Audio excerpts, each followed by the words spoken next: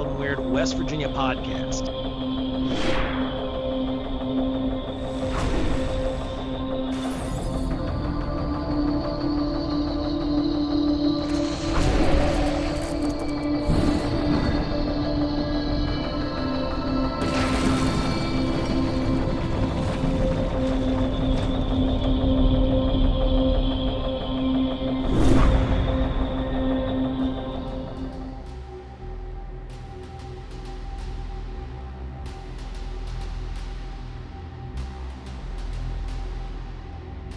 For the fans of the Terminator franchise, the fear of AI has been used to sell the idea of a machine-dominated society, one in which self-aware machines have come to the conclusion that their creators are flawed or dangerous and must be eliminated. The concept is not new at all, however. It's been used in sci-fi for years. The reimagined Battlestar Galactica spin-off, Caprica, saw humankind create AI machines that promised to act as aids to make life easier for society. But eventually, those machines became convinced that they were far superior to their creators and decided they must wipe out humanity to protect themselves. This concept is repeated over and over in various movies. From 2001: A Space Odyssey, Blade Runner, Westworld, The Matrix, all of these movies have a central common theme. Is it a warning to us? It may be science fiction, but so much of it rings true today that fans of these series and even top scientists are taking note and screaming out warnings that we must set limits on artificial intelligence before it's too late. Has the real rise of the machines already begun? How long until they truly do become self-aware? And what happens when they do? We'll try to answer these questions and more in this episode of Wild and Weird Radio. Welcome to Wild and Weird Radio, a Wild and Weird West Virginia podcast. Tonight, we're going to be covering a very, say, apropos topic concerning AI. Alexa, turn off the living room.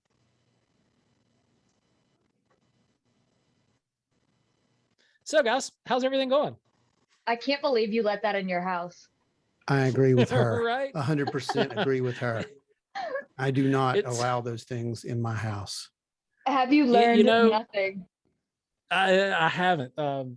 The funny thing is we basically use it to and I yell at Kelly all the time whenever she gets mad at it for not doing exactly what she asked. And I'm like, Kelly, calm down. It has feelings. We don't want this thing to kill us one day. There's a reason there's a Cylon on my shirt tonight. Alexa, turn on behind the couch. Just saying. There we go. So yeah. See, I'm still using candlelight, so I like it. That's cool. It sets the mood. Mine is just real creepy because I talk to the robot and it does things. Yeah, you do talk to the robot, don't you?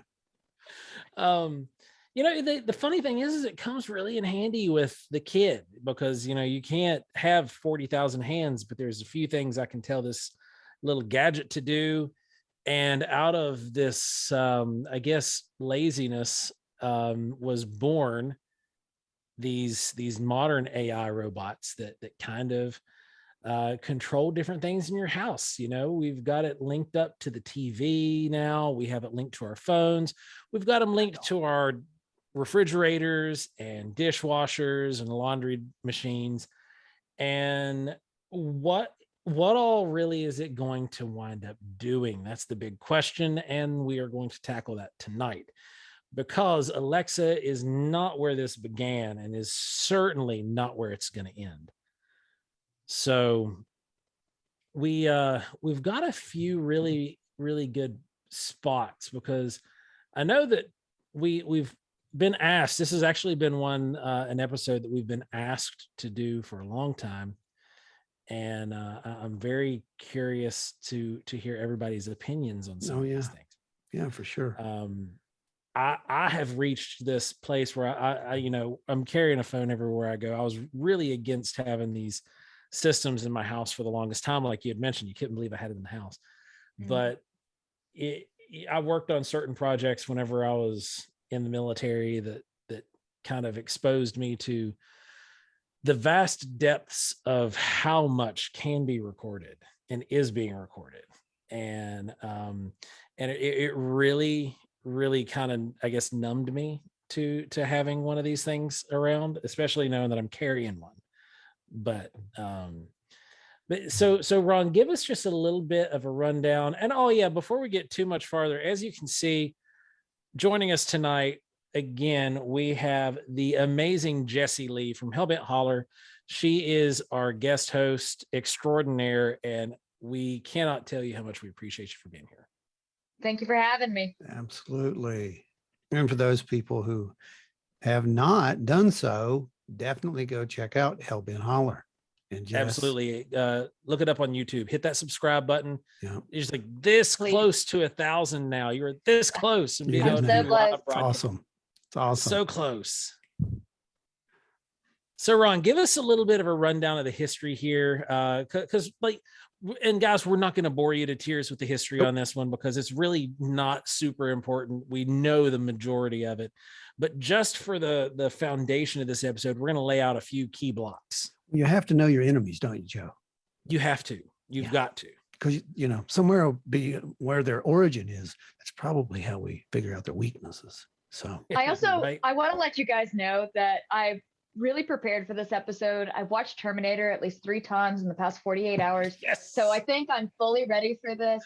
So yeah. You should have watched Caprica. That's the more accurate one. And there's a bunch of our listeners who know exactly what I'm talking about when I say that. And I watched Home. You did? Okay. Yeah. So that, just to keep me in the mindset of what I've got in my house. This is always going on through my mind, usually. You know that. We talk about it a lot, actually. So this is a really good topic. But here's how it began, guys.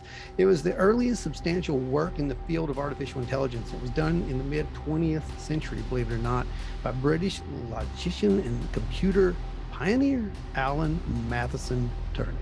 In 1935, Turing described an abstract computing machine consisting of a limitless memory of a scanner that moves back and forth through the memory, symbol by symbol, reading what it finds and writing further symbols. The action of the scanners are dictated by the program of instructions that also is stored in the memory in the form of the symbols. Basically, that's what became your computer. This is how it began. And then shortly after that, and believe me, when we say shortly after that, this stuff, it goes fast, doesn't it, Joe? Oh, yeah. We literally, but the problem is, we didn't anticipate how fast this was going to go. We were prepared for what we had called Moore's Law. We applied this theory that, AI learning would process generally in doubles. Like it would basically just double itself over and over and over. However, it's so not been the case. And we've noticed that through history. We've watched these massive jumps in technology, and why we thought that Moore's Law was going to really apply is beyond me. Well, we went from 1947, the advent of the transistor, to 1951, to the development of the first program that was capable of playing chess. And this is really where it stops being kind of a fun, novel thing. That was the big thing. And today, what's really funny about it, guys, is it was a big deal making these programs that could play chess and win, beat a human at chess, right? Today, you can write your own code to do that.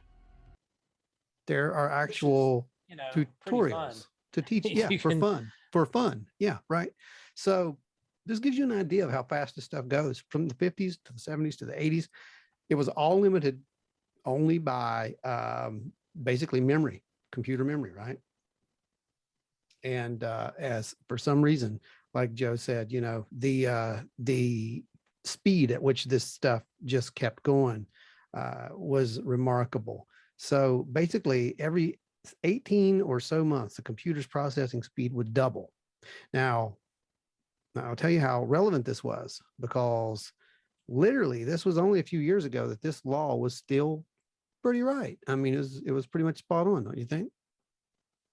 Yeah, for the most part. But back in I think it was 2012, 2017. Well, we had this incident that Yes. blew it out of the water. Yeah. Okay. That's true.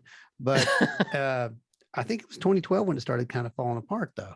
It did. But you're we right. started seeing a You're decay absolutely in right. 2012 for sure. Yeah, It started to break apart. But for whatever reason, they still stuck to it. Like it was gospel or whatever. It was doubled every 2 years, I think. Isn't that what it was? Every 2 years, the computer's speed would double, right? And then something remarkable happened.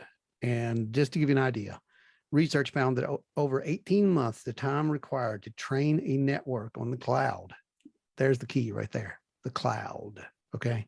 Infrastructure for supervised image recognition fell from 3 hours in 2017 to about 88 seconds in July of 2019. And it's still going. So to tap into, I guess, some modern pop culture, we know that once anything gets on the cloud, it instantly is going to decide that humans are unnecessary. Just looking at Ultron here, for a basis of an example. Anybody who's seen Avengers knows that once you put an AI on the cloud, it is going to go bad quickly. Yeah, and I mean, the cloud it's a giant neural net, right? Itself. Isn't that what we're really creating, though? A giant neural net, like a big giant brain, right? A giant brain. Yeah. And each one of us is really programming that big giant brain every time we get on Google. You know that, right? I mean, that's that's not conspiracy theory. That's fact. Because Google has its own bot. Facebook has its own robot. Amazon's got its own AI system. That's how it predicts and directs. But all these things are completely interconnected at the same time, even though these are all separate systems and everything. Yes. They're all still interconnected. And so you have to ask yourself a question. So say we developed this AI that was eventually going to be, say it got to the point where it was sentient or something like that. Do you think that if we had our AI and China had their AI, that they would join forces together, or would they battle each other for supremacy? That's a very good question.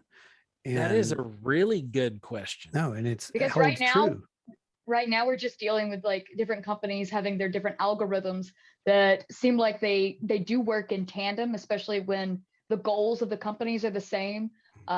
So they work together, but they're also competing companies and competing factions. So I think that if they both became sentient or one became sentient, would it absorb the other, or would it battle the other, or something like that, if we both developed AI at the same time? I think that you're pretty much spot on. Right now, we are in a point of what is called narrow AI. Yeah. And basically that means that it still does what we tell it to do, right? It can still think, it can use its algorithms and kind of reason these things out, but it's still going off of something that someone puts into it, a programmer puts into it. What you're describing is what's called the super intelligence. It's the nexus point. It's the ASI, artificial super intelligence. And that is what replaces us. And it would replace anything else that it saw as a threat possibly as well.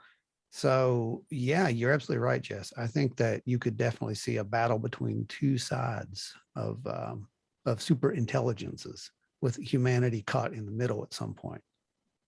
Or worst case scenario, they join together like Voltron, make some big crazy human destroying. You just like giant robots.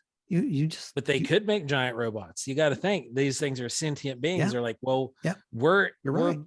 Because a sentient being, let's just say this AI system, it's not a physical force. Now it can shut down all of our abilities to do anything. You've got the net it can drop, the power grid it can drop, water pump stations it can drop. Basically, any vehicle that was I think 79, 80s era that has a computer chip in it, those are safe. Any of the vehicles that don't have the computer chip, they're good. However, any of the vehicles that do have the computer chip, off like that. That's true. So, it could affect us in that way and nuke us all and eliminate us. But if it nukes us all, it's going to nuke itself. the catastrophic EMP that would result in that could also nullify its network, which I would imagine AI, unless it was, I guess, self-loathing, if it was capable of being self-loathing, it wouldn't necessarily want to destroy itself, but would rather be a little bit more of a preservationist. So then it could create rather these physical entities, i.e. a Cylon, to come out and eradicate humans. No, it's true. And it sounds like science fiction, Terminator, Cylons, all these things, they echo the great fear of humanity, don't they? That we're going to create something that's going to do to us what we have done to other things, so to speak. Well, one of the big things that was worrisome was, like I said, in 2017, there was that big, huge breakpoint with Moore's Law. And I'm sure you guys have seen the article. And it actually made big national news at the point when Facebook had to shut down its chatbot because it began to speak and use its own language and communicate with itself using a language that we couldn't understand. But they were communicating. As I understand, Joe, didn't they almost, when they turned it on, didn't it almost just within a matter of time start doing that? Yeah. Like trying to code its own language basically and communicate. It was a very short period of time. When you give these things a task, they will accomplish the task at any cost. So if you had AI that you said, I want, that the thing is, I want the largest stamp collection in the, in the universe. Yeah. You could say that. So, but you don't give it parameters. So it has a goal and it'll do anything to achieve that goal. It doesn't have human emotions, like, it doesn't have loyalty or feelings or empathy or anything like that. It's just must make largest stamp collection. So it'll do anything it could. It will produce anything it could and build something so that it could, it could turn everything into stamps around you. That way that there's nothing but stamps left, or it could destroy everything except for stamps. And then it's nothing but stamps left. And so it's kind of the way I kind of think about AI is it's kind of like a deal with the devil. When you make a deal with the devil in a lot of lore and a lot of stories and things like that, you ask to be, you ask for eternal life. Well, you're not very specific. You get your wish, but it's not quite what you wanted. You didn't read the fine print on it. So you have eternal life, but you're in prison for eternity. There's always these little outs and stuff like that. It's and like the monkey's paw. The monkey's paw, yes. So it's like AI, if you don't give it very specific parameters to work within as the programmer, then it could just go off into any direction. And because of the speed in which it's replicating its capabilities, I mean, it could just go off in a direction like crazy if you built something powerful enough to do that. Absolutely. Yes, it could. And, you brought up another really good, possibility there. If we're dealing with machines that are creating machines, like you said, and like Joe said, would the super intelligent one necessarily create another super intelligent machine? Or would it create sentient? Or would it create slaves? Yes, which would be where we are now. They were basically drones that would have sentience. Right, the narrow AI. So they would carry out the tasks, and not to really, we don't want to really go there, but there has been things that have been suggested about, the whole alien thing. And, some believe that the Greys are just what was just said, that they're like a narrow AI. That's true. That's true. There's a lot of people who do think that gray aliens are drones. It's cybernetic drones. Yeah, exactly. And that they're being run by something that's a lot smarter, which could be, the next step up. So could it be? Do you ever think that aliens are the drones of this high level AI, but they've come from the future and it's an AI that we've created that destroyed everything, and then they come back in time and sent their drones, the Greys, back in time to study us and see how did it get to that point? It's a very good possibility. There's a lot of people who do believe that it is that we are dealing with time travel. That is true. Yes. Yeah. That is a prevailing theory. It's actually gained a lot more ground recently. Yeah. Yes. Especially with the whole tic tac thing, because you remember, to me, in my opinion, and probably in the government's too, if it was some form of drone or a machine, it was thinking, it was out thinking the pilots. This thing was, it was thinking ahead of all the possibilities. And I believe that it was suggested that it could be an AI type system. So there is that possibility, right? So maybe this has happened, and maybe we're getting ready to repeat the same kind of thing. I don't know, but the point is that we are definitely, this is not science fiction anymore, guys. This is real. This is real, and it's going to happen. And it's really concerning. So we had Facebook's AI bot that went absolutely off the rails, trying to create its own language. Then we have Twitter's AI bot that went absolutely off the rails and turned into a genocidal, racist maniac of a bot. Did they figure out what caused that, by the way, ever? Yeah, they did. The way the Twitter AI bot was designed was that anybody who used a specific hashtag, it would learn from said hashtag. Okay. And so people knew that, and in turn decided that they were going to make this thing evil. Have you ever heard of 4chan? You're right. Exactly. Yes. That's all it takes is about 10 minutes and the people of 4chan to just turn anything bad. Exactly. And that is essentially what happened. And they turned the Twitter bot into a genocidal, racist, just wanted to destroy everything. The story. Yeah. It was not a positive thing for proponents of AI, as I recall. And it only took like a couple days, if I remember right. Like, it was no time at all. They turned it on, it was talking, and everything was going fine. It was conversing back and forth, and then they just watched it progressively get darker and darker and darker and more malicious, and then to where it was just generating its own posts that weren't responding to anybody else, but were just its own ideology created by, well, none other than the people who were programming it in the first place. Oh, that's the thing about the chatbots and chatbot experiment that I like to call it, because we are literally taking this narrow AI and telling it to teach itself. Yeah, kind of, it's like, okay, you say this and you say that and you respond, and it's a game right now. It's just a game, isn't it? It's like everyone's just, oh, that's amazing. I imagine it's just like the first person who split the atom. Oh, that's amazing. They had no idea what they were actually doing or what the ramifications were going to be. So with the advent of all of this AI, there's a lot of automation going on. A lot of companies have already gone to full automation warehouses and distribution and things like that. Well, with this automation going on, this is going to put a lot of people out of work.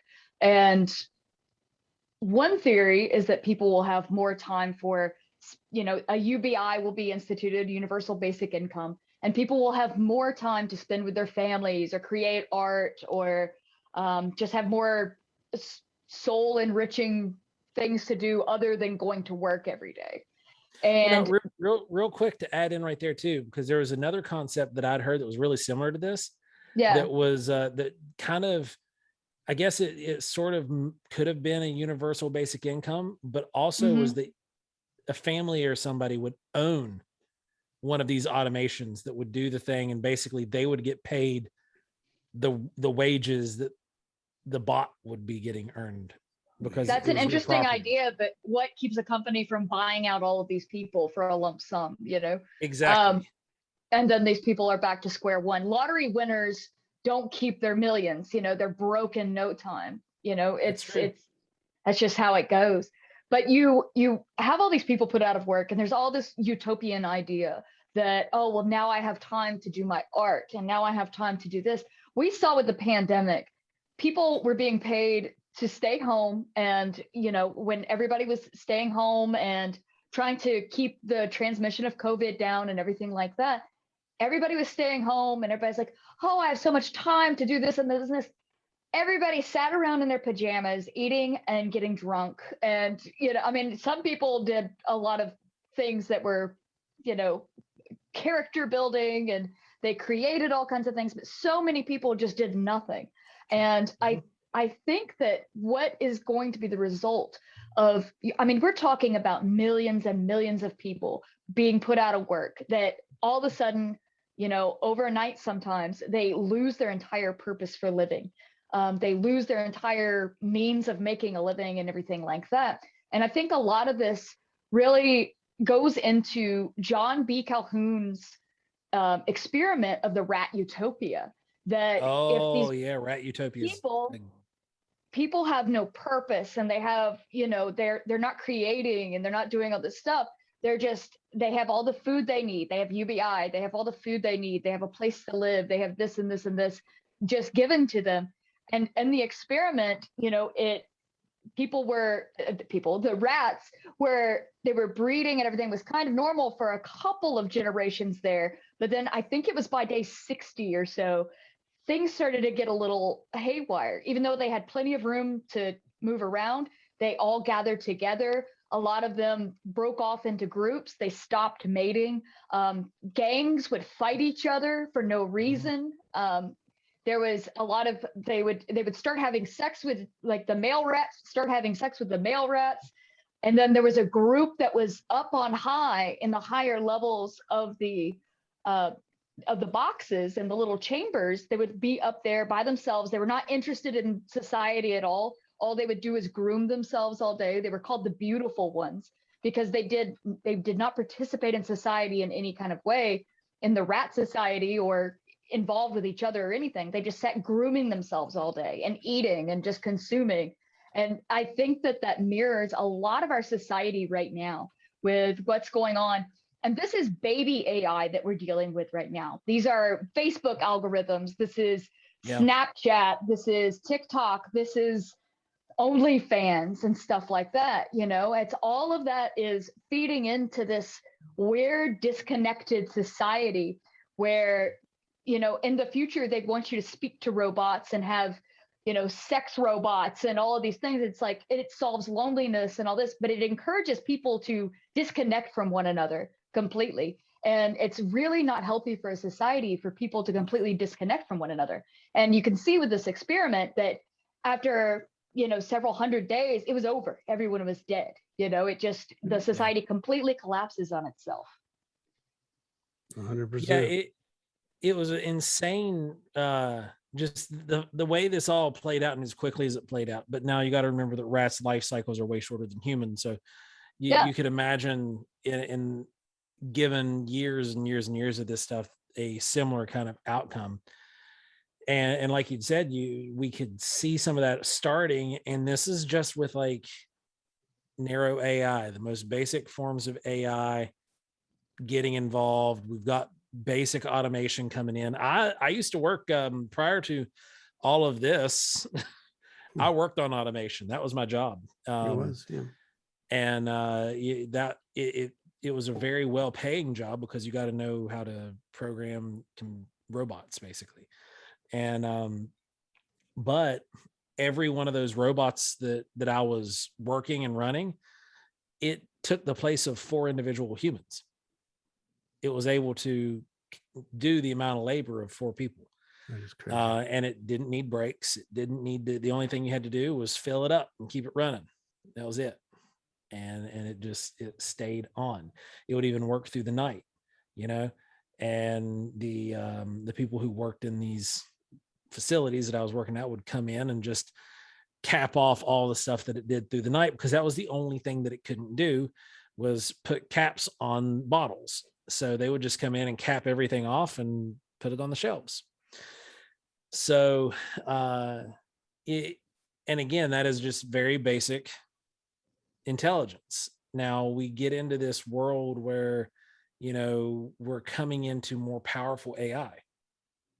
And we've had some of the most brilliant minds in the world warn us about what could happen and what is coming if we do it. And one of them was Elon Musk. And a few years back, he mentioned something to the effect of we were going to basically have to merge. Essentially, Elon Musk said that, you know, we've got to be very careful with AI. We can't get to the point where it will begin to take over. Otherwise, we're going to be left with two options: essentially be destroyed, or that we'll have a choice where we can merge with the AI ourselves. What that looks like in his head, I'm really curious about, though. I'd love to know what that translates to inside his brain. Is what merging is. Is he thinking something like the Matrix? Or is it just something where we've got these components attached to our own body? I think what he's referring to is closer to a cyborg type situation, because he's got the I think it's Neuralink that he's developed right now, and it is a implant in the brain, actually. And he, when he spoke about this on the Joe Rogan podcast, it was very ominous. It was very scary when he's talking about it, because he's sitting there and he just goes, "I tried to warn them. They did not listen." I mean, it's very ominous.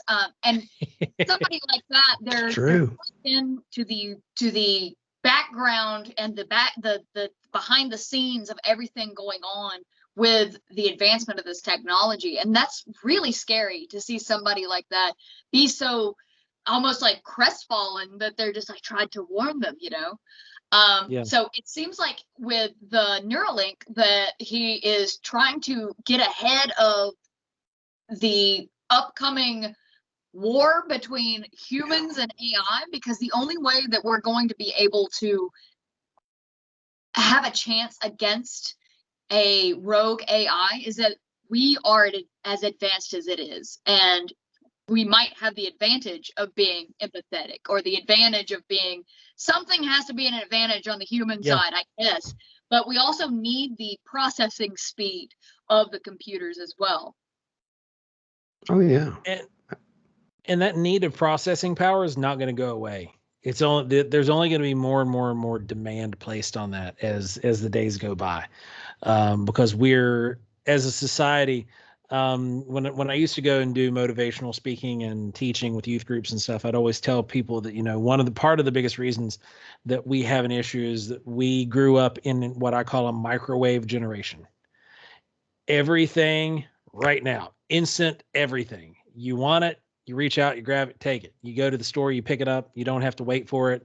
It's on. You got your smartphone in your hand, type in what you want, hit search. It's there in the thousands in front of you. And you just have to go through and pick and choose which pieces you want.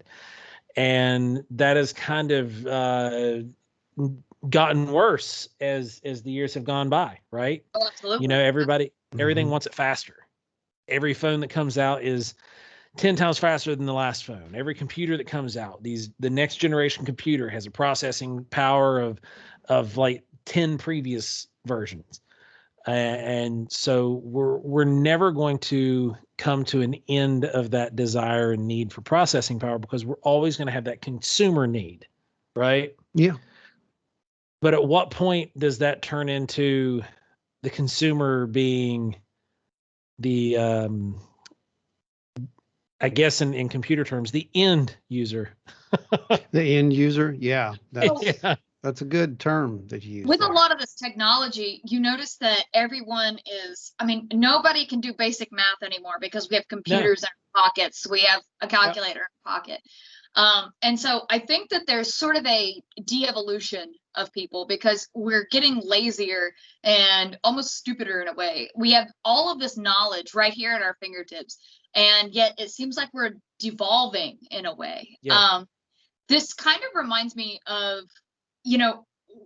who is going to hold this power in their hands? And this reminds me of a quote from Dune.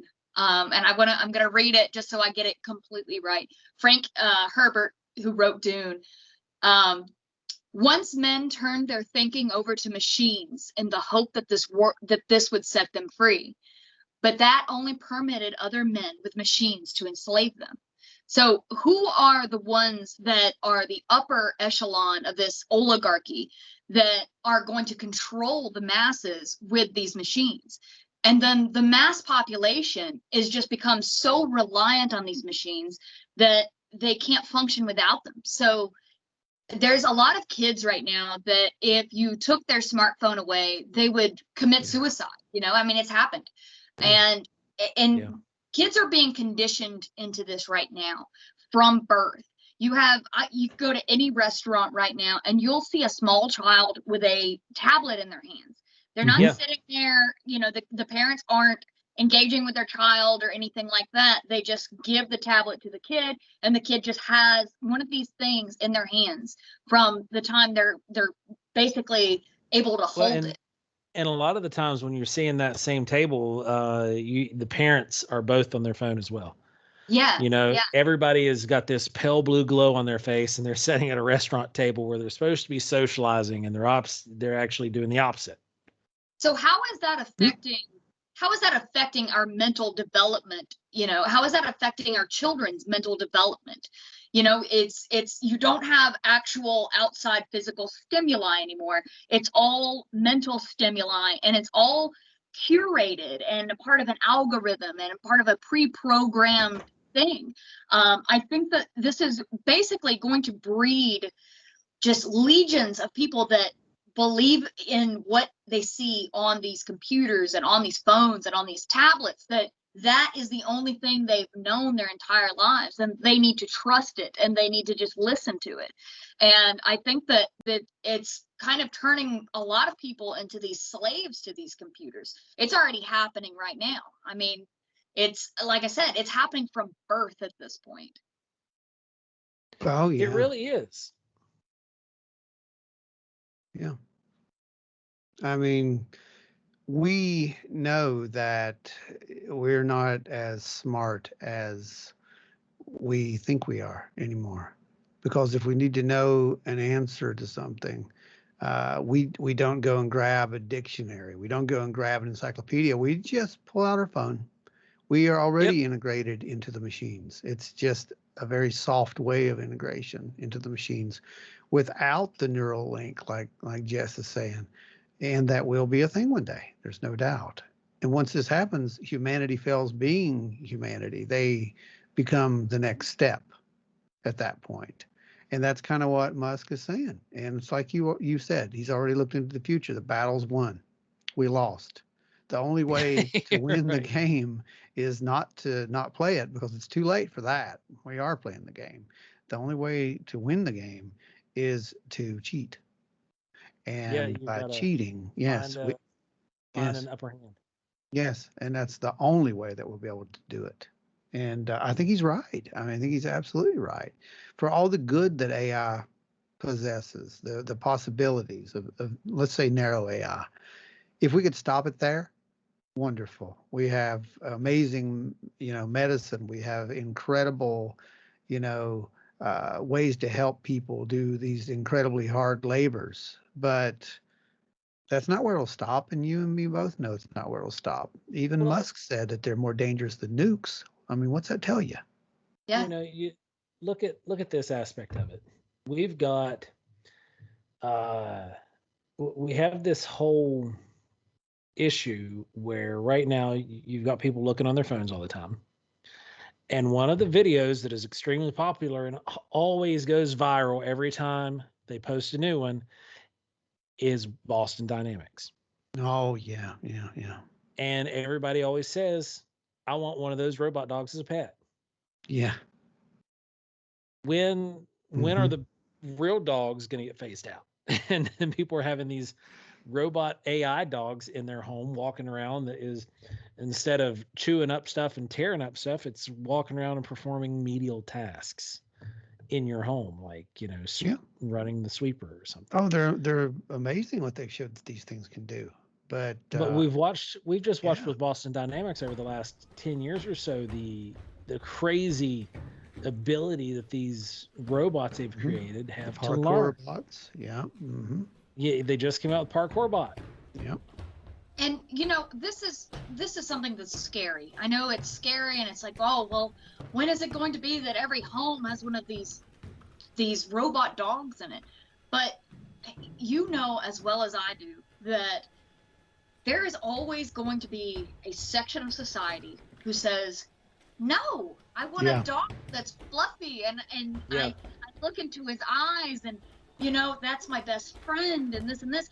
A robot dog will never replace this. And I think that there's a whole section of society that's larger than you probably think that rejects this idea and rejects this and says, I don't want a robot dog sweeping my floor. I want a real dog that I can go hunting with. I want a real dog that I can go do these things with.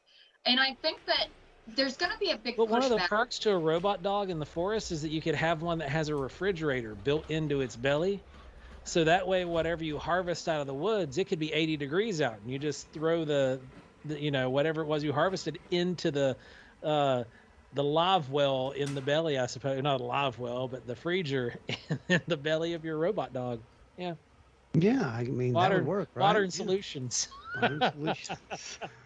But there's going to be a segment of the population, and I will say right now, I would be a segment of that population who says, no, I don't want that, because that takes away that warmth and that part of humanity that we need and crave to be functional, balanced human beings. And we need to, I think at this point, with the advancement of technology and everything that's going on, at this point, you need to make it a priority to hold on to your humanity. Oh, you know, it seems that all of these these technical oligarchs that are out there, they're seeking to constantly ramp it up and ramp it up and ramp it up. And I think it's really important that you fight tooth and nail to hold on to your humanity and hold on to human contact and hold on to that warmth and that empathy and that community and that real world connection. I think it's more important now than ever, because that sets the stage for what happens in the future. Yeah, you're 100% right. And it's one of those things where we're slowly being, I guess you could say, assimilated. Oh yeah, you can totally say that. Into the exception of these AI in our home. You know, it's not the dog yet running around. It's your robot light switch. Yeah. and that's, I've gotten to the point where I'm okay with mine. It was really weird. We, being truthful, still unplug it a lot to have certain conversations. So it's and Ron's been here quite a few times where we've gone and unplugged it and moved it into another room even after it was unplugged, just to talk about certain things. But so there's still that level of apprehension, I guess you could say. And I know a lot of people who do have these fully automated homes, and I refuse. Like, I have this guy in here that turns off and on my lights and does my dishwasher and my fridge and all that stuff. That's about the extent that I'll go, because there's also these home units that will do your heating and cooling in your home. Yeah. And if something happens to the bot, you lose control of your heating and cooling. Yeah. So then what? There's big problems for me in that respect. But and there's certain things that I won't ever do.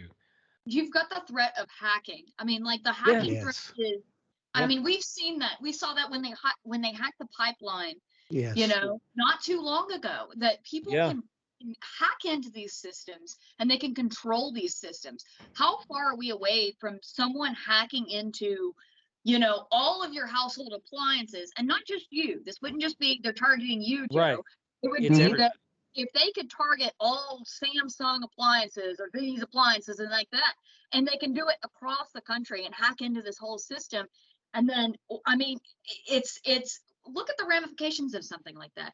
Now you can't wash your dishes. You can't keep your food cool. I mean, there's a lot of risks to having these things. And it's not just the AI sentient and killing us all. And then we have to, scavenge the barren wasteland for beanie weenies and stuff like that. There's a real world threat right now from hackers getting into these systems. Yeah. And basically shutting everything down. Yes, absolutely. I mean, I think the biggest issue is that it is a threat, isn't it? When we turn everything over and make it easy for one thing to control. Like you said, all you got to do then is just control the one thing that's controlling everything. And well, look at that. Look what you just did. You took over humanity.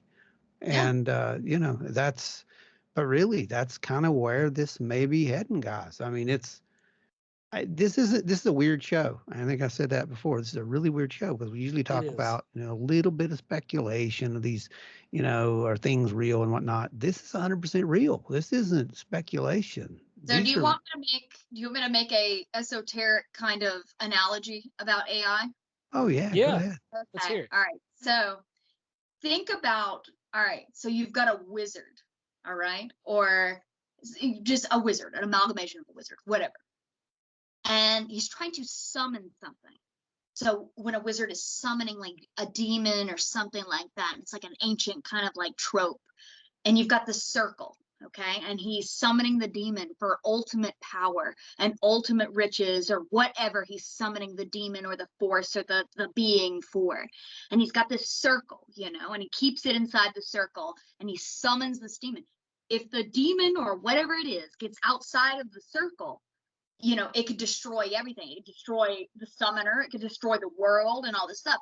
And it's the seeking of ultimate power, this hubris of seeking ultimate power and riches or whatever it is that causes people to summon this thing, create this thing. And they're just hoping it doesn't get outside the circle. Just don't get outside the circle. But we always know it always gets outside the circle, and that's kind of a good analogy for it, that you are constantly trying to summon forces greater than yourself, because we know that if AI continues to go at a pace that it is right now, and that there is no regulation and there's no control over the situation, that this thing is going to get out of the circle. It just absolutely will. It's inevitable at this point. Well, the most amazing point about this, guys, is, like I said, it's real. And how real is it?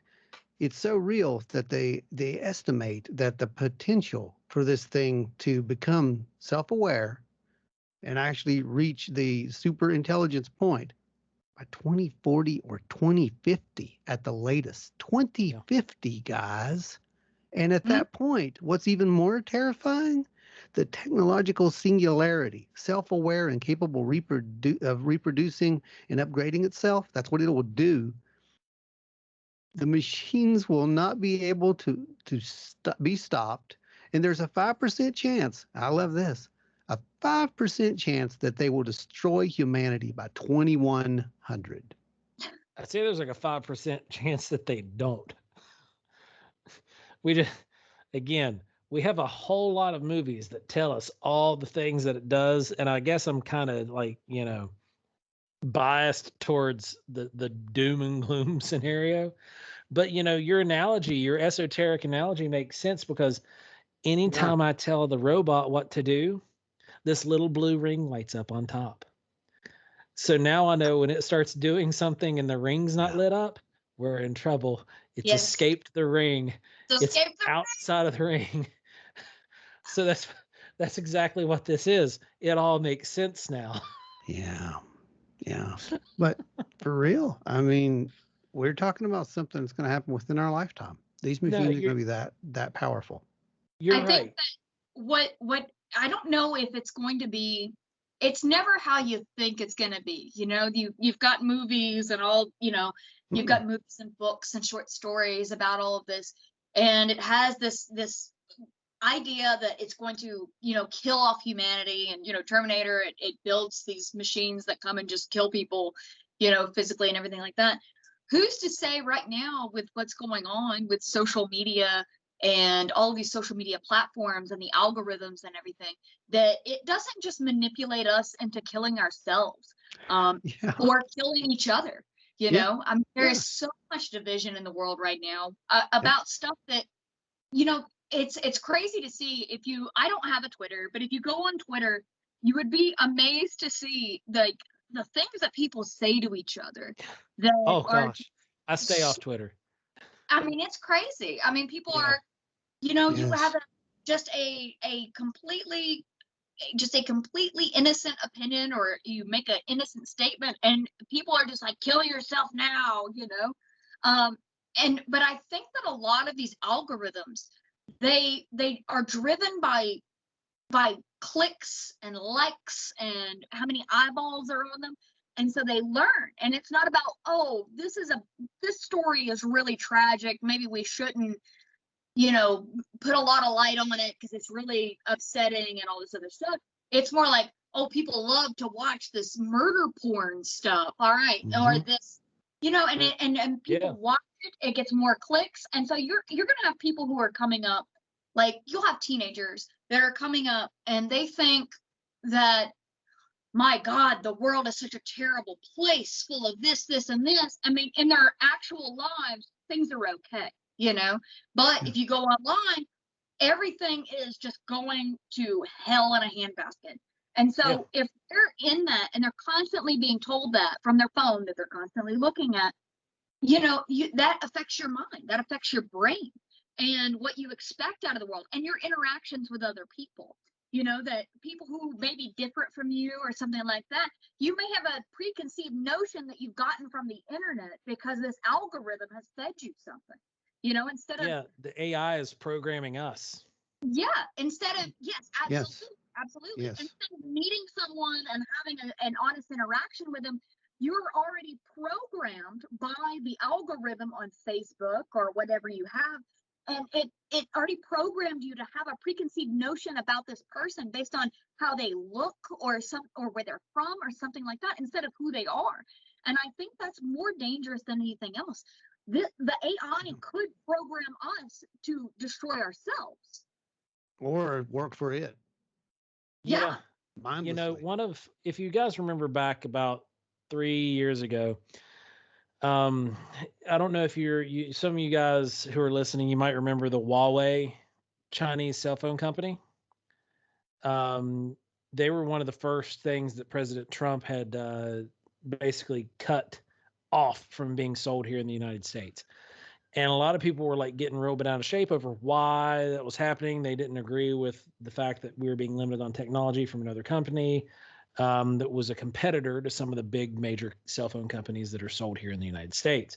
However, the reason the big push was to get Huawei out was because they were using AI for facial recognition. And they were doing this in Myanmar, and they used it to target people and to identify people who were part of a minority group, and they were going out and arresting them and putting them in concentration camps.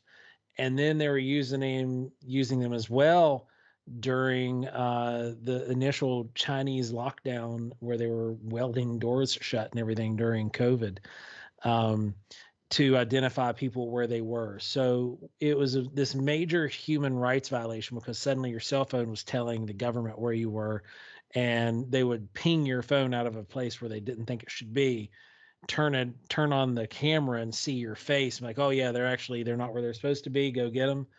And was making people, wanted people against their will, against their knowing. And, it is the UN has actually come out and made an official statement recently. This was just AI. a few days ago. Yeah. Literally just a few days ago, as we were doing research for this. And they cover a lot of what I just talked about in that article, because it was about the stuff that was going on in Myanmar, the stuff that the Huawei AI bot was doing with the facial recognition software, and how it was committing human rights violations. And the chair lady actually spoke out, and she said, the power of AI to serve people is undeniable, but so is AI's ability to feed human rights violations at an enormous scale with virtually no visibility. That is alarming.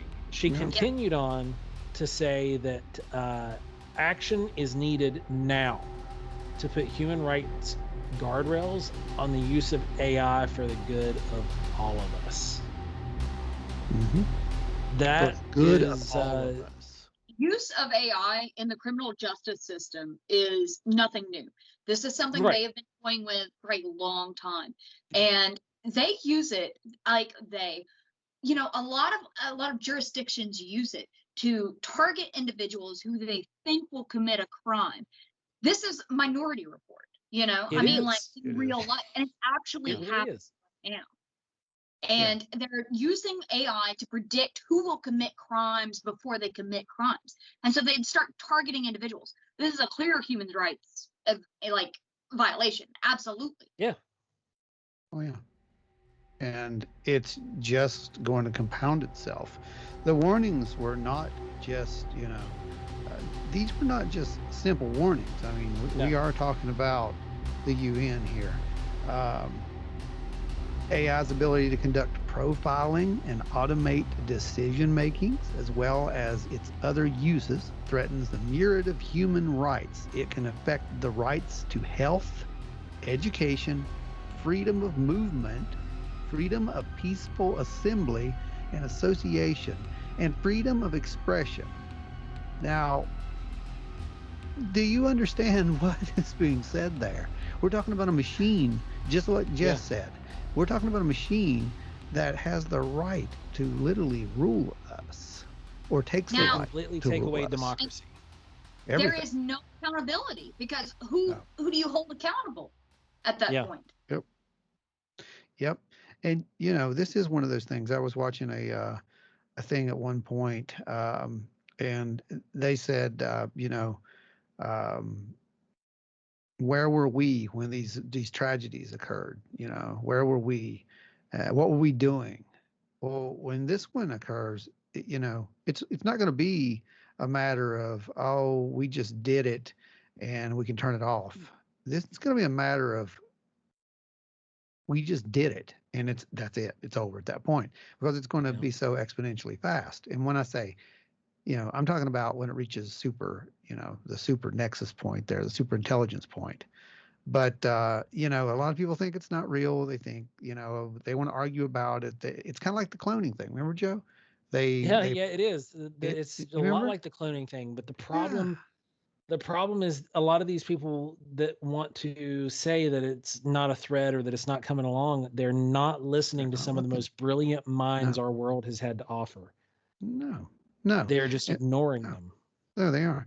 The remarks come alongside the publication of a report by the UN Human Rights Council analyzing human rights risk posed by a range of AI-powered technologies, including profiling, automated decision-making, and machine learning. The consequences of unfettered proliferation of such technologies could be, quote, catastrophic. Absolutely. I agree. Absolutely agree with that, because we are looking at something that we're going to have to deal with. But the problem is, it's not going to be one of those things where we deal with it like we did with cloning, right? With cloning, it took years to get legislation on cloning. You don't have years with this. I think Musk even says that. You don't have years. No, you don't. This clock has already struck midnight almost. And once it does, you can't deal with it then. So we have to make a decision. We have to really figure out, I guess, who we side with. Yeah, because you're right. Once that clock strikes and we do reach that pinnacle moment where super artificial intelligence becomes a reality, you have minutes. Yeah, literally. That's it. Yeah, if because that. It already knows. It already knows everything at that point, because look, it's been gathering all this information for so long. It's a matter of time. That's it. So humanity's next evolution, if it does evolve, will likely be something that Musk is talking about. That's the only way that we're going to survive. And maybe that's what the aliens are too, right? Maybe that's what we're actually seeing today. It could be. Just saying. I'm not saying it's aliens. No. But maybe. It could possibly be, guys, and we hear the whole thing, well, we can't get to Alpha Centauri because it takes X amount of years.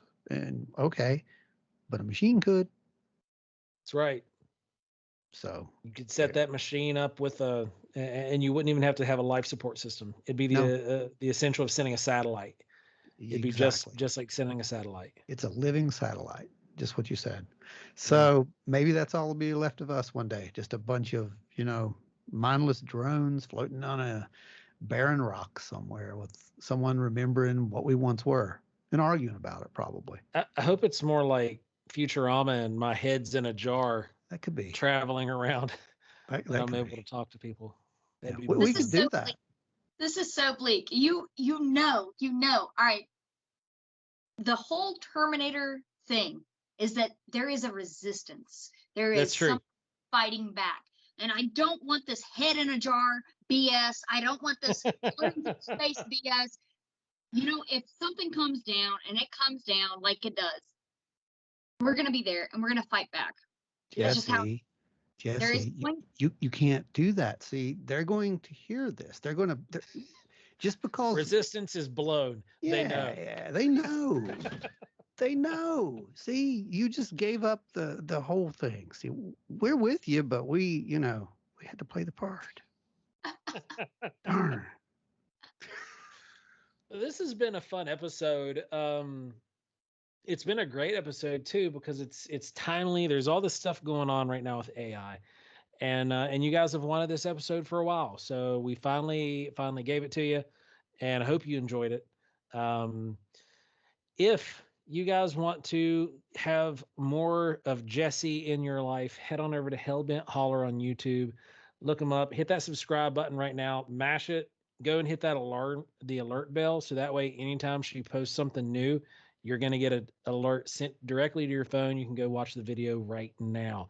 Same thing applies if you want to see this ugly mug and Ron and Wayne once he gets back, because now we're doing this whole video thing. You guys can go to Wild and Weird WV's page on YouTube. We're going to have links to over on the website, but go to the YouTube page, subscribe. I think we have like 3 followers, and the videos have at least been watched once. So the fun part is you guys get to have a different kind of interaction with us here, and you get to see how we interact with each other. This has really been a fun new way to do the show, and I'm really enjoying it. It's a lot of fun, isn't it? I mean, I enjoy it. We never really had time to get around to it and play with it, but I'm so glad we did. I do want to mention real quick that today we launched a major campaign, didn't we? Yeah. Tales of the Wild and Weird. And that is going to be something really neat where you guys can actually, we already have 2 people, by the way, who have submitted their Tales of the Wild and Weird. Yeah. So we've already got 2. Yeah. And guys, this is your way to get involved. That means someone won already, Joe. It does mean someone won. Yes, someone's already won. So, this isn't just us gonna, come on the air and tell your story.